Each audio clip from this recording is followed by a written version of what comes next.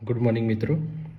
આજે એક દાખલો છે જીપીએસસી ક્લાસ 1-2ની પરીક્ષામાં પૂછાણો થયો અને લાગે છે સરળ છે અને લાગે છે કે આવો દાખલો કોન્સ્ટેબલ અથવા તો પીએસઆઈની પરીક્ષામાં પૂછાઈ શકે. આમાં એવું આપેલું છે કે અમુક ચોક્કસ સંખ્યામાં ઘોડાઓ અને તેટલી જ સંખ્યામાં પુરુષો અથવા તો આદમીઓ કોઈ નિશ્ચિત સ્થળે જઈ રહ્યા છે.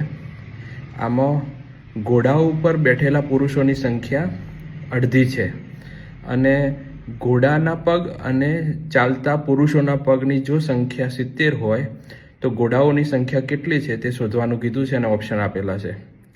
બહુ સરળ દાખલો છે, જાજુ મગજ દોડાવવાનું નથી. આવો જોઈ લઈએ. અમુક સંખ્યામાં ઘોડાઓ આપણે ધારી લઈએ કે x છે, બરાબર, અને તે જ સંખ્યામાં પુરુષો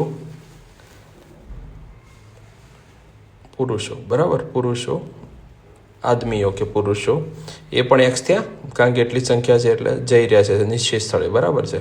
હવે ઘોડાના પગ 4 થાય એટલે 4x વત્તા અડધા પુરુષો ઘોડા પર બેઠા છે, બરાબર, એમના પગોની સંખ્યા બરાબર 70 થાય તો 4x 1/2 2x બરાબર 70 થાય. અને સાદું રૂપ આપીએ તો 4x વત્તા x બરાબર 70 તો 5x બરાબર 70, 70 ભાગ્યા 5 બરાબર 14 આવે, બરાબર ને.